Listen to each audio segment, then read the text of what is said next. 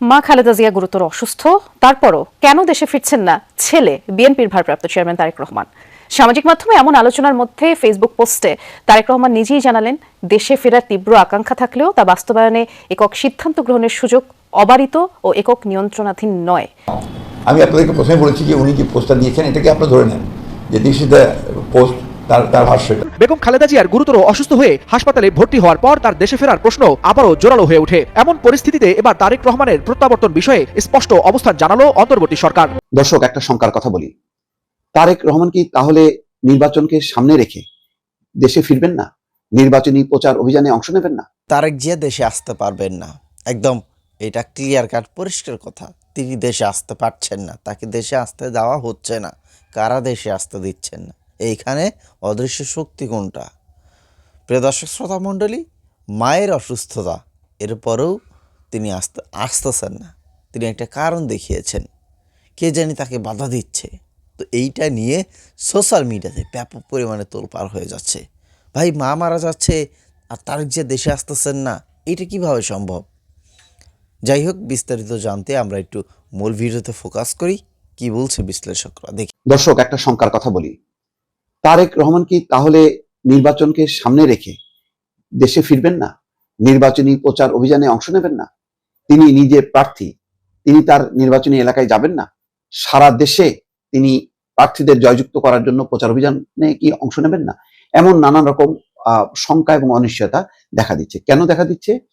নিশ্চয়ই ইতিমধ্যে আপনারা জেনেছেন যে মায়ের এই অসুস্থতা উপলক্ষে কেন তিনি আসতে পারছেন না তার একটা ব্যাখ্যা দিয়েছেন। তিনি বলছেন যে তার দেশে ফেরাটা তার একক সিদ্ধান্তের নিয়ন্ত্রণাধীন নয়, অর্থাৎ তিনি সিদ্ধান্ত নিলেই আসতে পারছেন না। আরো নানা পক্ষের সিদ্ধান্তের ব্যাপার আছে তার দেশে ফেরার ক্ষেত্রে। এই যদি হয় এমন একটা সংকটকালে, যেখানে সবাই দলে দলে ছুটে গেছে এভার কেয়ার হসপিটালে, সবাই তাদের উদ্বেগ, উৎকণ্ঠা, দোয়া, ভালোবাসা সবকিছু প্রকাশ করেছে, তারেক রহমানও আবেগঘন একটা স্ট্যাটাস দিয়েছেন যে এমন একটা সংকটে মায়ের স্নেহ স্পর্শ কে না চায়।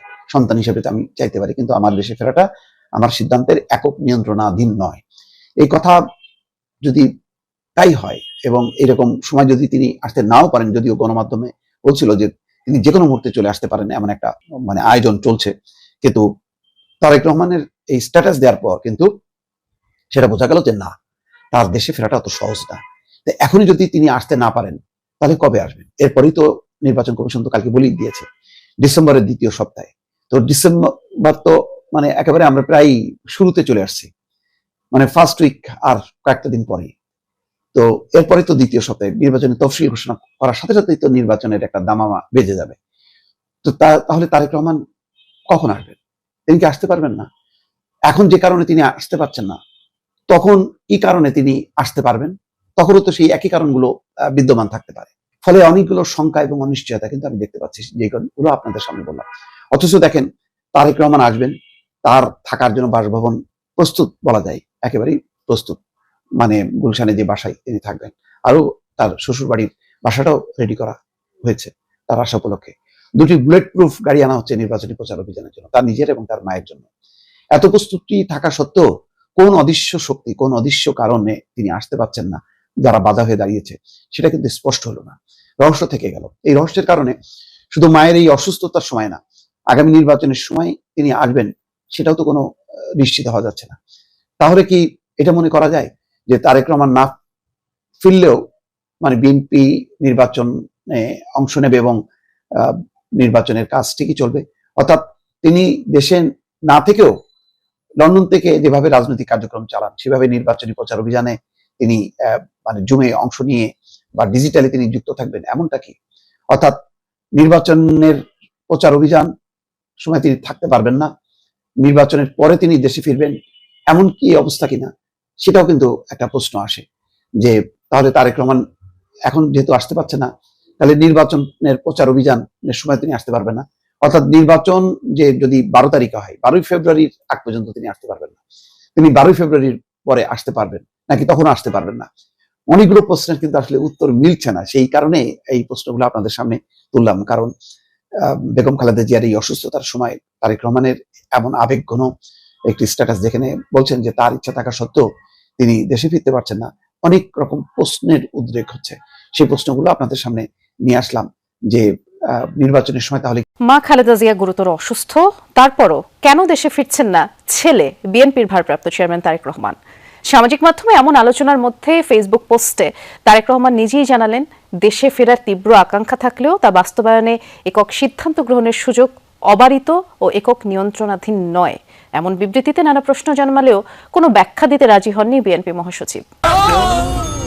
ডেন্টিস্টের পরামর্শ নাও নতুন কোলগেট অ্যাক্টিভ সল্ট। বাংলাদেশ থেকে লন্ডনের দূরত্ব প্রায় ৮,০০০ কিলোমিটার। এই যাত্রাপথ কয়েক ঘন্টার হলেও ভার্চুয়ালি মা খালেদা জিয়ার শয্যা পাশেই সন্তান তারেক রহমান। প্রত্যেক মুহূর্তে মেডিকেল বোর্ড থেকে চিকিৎসার যাবতীয় আয়োজনে নিবিড় যোগাযোগ বিএনপির ভারপ্রাপ্ত চেয়ারম্যানের। স্ত্রী ডাক্তার জুবাইদা রহমানও মেডিকেল বোর্ডের সদস্য।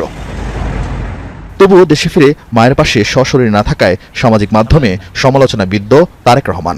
সেই মতামতকে সম্মান জানিয়ে ফেসবুক পোস্টে মায়ের জন্য দোয়া চেয়ে নিজের অবস্থান ব্যাখ্যা করেছেন তিনি।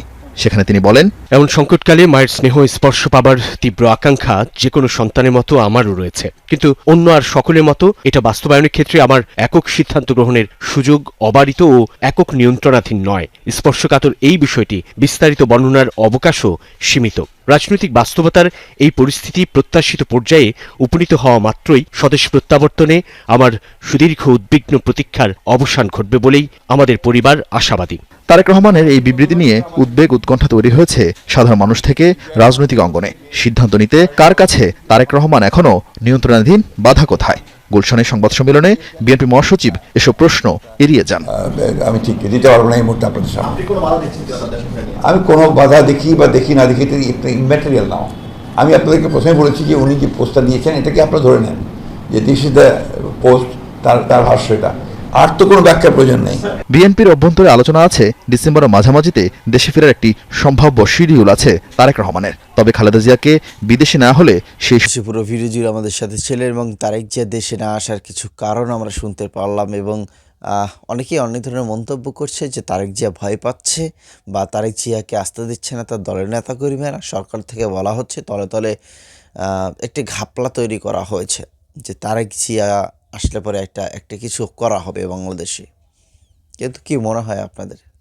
ভাই, আপনার মা যদি এরকম বিদেশে এরকম অসুস্থ হয়ে যায়, আপনার জীবনের যত কিছু রিস্ক থাকুক আপনি কিন্তু দেশে যাবেন। কিন্তু আমাদের তারেক জিয়া ভাই, সে পুরোই ভিন্ন। সে আসতেছে না। এটা কি ক্ষমতার কারণে? মানে কোন কারণে? কোন সেই শক্তি, যেই শক্তি মায়ের কাছ থেকে ছেলেকে আলাদা করে রেখেছে? কারা তারা? এখন তো শেখ হাসিনা নাই, এখন তো আওয়ামী লীগ নাই, তাহলে কারা আছে এখন?